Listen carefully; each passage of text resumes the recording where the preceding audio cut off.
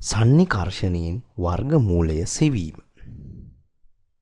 මෙහිදී ප්‍රථමක සංඛ්‍යාවල ගුණිතයක් ලෙස ලියා වර්ගමූලය සෙවිය නොහැකි සංඛ්‍යාවල, ඒ කියන්නේ පූර්ණ වර්ග නොවන වර්ගමූලය ආසන්න වශයෙන් සෙවීම සිදු කරනවා.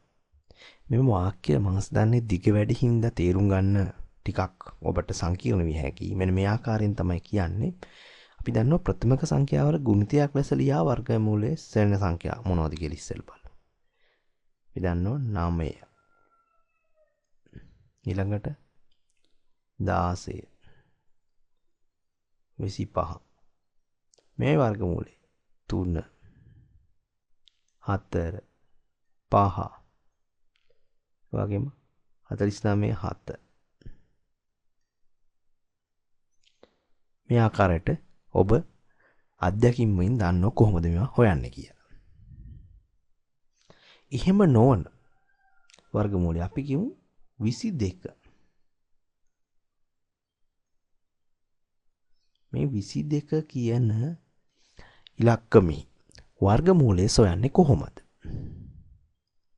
මෙම 22 කියන අගය පිහිටන්නේ 16ත් 25ත් අතර. මෙන්න මේ කොටසේ. අපි දන්නා වර්ගමූල දෙකක් අතර. ඒ කියන්නේ 4 5 වර්ග දෙක අතර තමයි 22 පිහිටන්නේ. ඒ කියන්නේ 16ත් 25ත් අතර තමයි වර්ගමූල දෙක අතර පිහිටන්නේ. ඒ විහිදුල ලියමුකෝ. තව අපට හිතන්න පුළුවන් මෙය පවතින්නේ 4යි 5යි අතර. කියන්නේ දශම සංඛ්‍යාවක් විදියට අපි ගත්තා. මෙන්න මේ ඉලක්කම් දෙක අතර දශම සංඛ්‍යාවක් විදියට පවතිනවා. අපි ඒ ලියා විහිදුවමු. අප මෙහිදී මූල 22 සොයනකොට මේ ආකාරයෙන් මේ 22 මූලනේ අපි හොයන්නේ. මේ 22 වඩාත්ම ආසන්න වන්නේ 25ට. එම නිසා අපි ගන්නවා මෙතනින් මෙන්න මේ 4.6 කියන අගයත් 4.7 කියන අගයත්. මේ අගයන් දෙක අරන් බලමු. මෙහිදී අපට එනවා 21.6. මෙහිදී 22 මූල 22 සෙවීමේදී 4.6. මෙහිදී අප මූල 22 සොයනවා. මෙන්න මේ මූල 22 මූල හොයන්න තමයි මේ යොදන්නේ. මෙහිදී මූල 22ට ආසන්න වශයෙන් වෙන්නේ 5ට. එම නිසා අපි ලක්කම් දෙකක් 5ට හිතලා ලබා ගන්නවා 4.6. 4.6 වැඩි කරනවා එකිනෙකාගේ. එය වැඩි කිරීමේදී අපට ලැබෙනවා 21.16ක්. එය 22ට ආසන්නයි. අපි බලමු 4.7ත් ඒ විදිහට වැඩි කරලා. අපගේ දැනුමට මෙහිදී වැඩි කරනවා 4.7. වගේම 4.8. ඔබට මෙහිදී පේනවා 22ට ආසන්නම අගය 4.09 කියන අගය. එම නිසා අපට එය ලබාගත හැකියි. ඒ වගේම 4.8ත් එකිනෙකාගෙන් වැඩි කරාට පස්සේ මෙන්න මේ ආකාරයට එන්නේ 23.04. නමුත් අපට එය ලබාගත නොහැකි. ඒ නිසා අපට ලබාගත්තේ එකම ඉලක්කම 22.09 4.7 එකිනෙකාගෙන් වැඩි කිරීමෙන් එන අගය තමයි. මේ ආකාරයෙන් මේ විසඳුවම අපට මූල 22 4.7ට වඩාත්ම ආසන්නයි.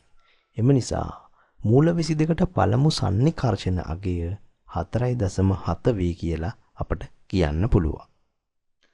මෙහිදී අප 220 මූල සෙවීමට යොදා ගන්නවා එහා ආසන්න දෙකක්. මූල දන්නා දෙකයි 196ත් 225 කියන ඉලක්කම් දෙකත් තෝරාගෙන ඒ අතරතුර 14 සිට 15 දක්වා දශම සංඛ්‍යා වලින් සන්නිකර්ෂණයෙන් මේ සෙවීම සිදු කරනවා. මේ විදිහට අපි ලියා ගන්න. 14 සිට 14.1 2 3 ආදී වශයෙන් 15 දක්වා. ඊට පස්සේ අපිට මෙතෙන්දී 220ට ආසන්න අගයක් ලෙස අපි තෝරා ගන්නවා 14.7 වැඩි කිරීම 14.7. එතකොට අපට ලැබෙනවා 216.01 අගයක්. අපට යට වැඩිය තවත් ඉලක්කමක් ගන්න පුළුවන්ද කියලා අපි 14.8 නැවත මෙන්න මේ ගුණ කරලා බලමු එකිනෙකාගෙන්. එතකොට එනවා 219.4ක්. මේ ආසන්න වශයෙන් 220ට සමාන නිසා අපට මෙය ගන්න පුළුවන්. එම නිසා 220 සන්නිකර්ෂණී මූල සෙවීමේදී 14.8 අපට ලබා ගන්න පුළුවන්.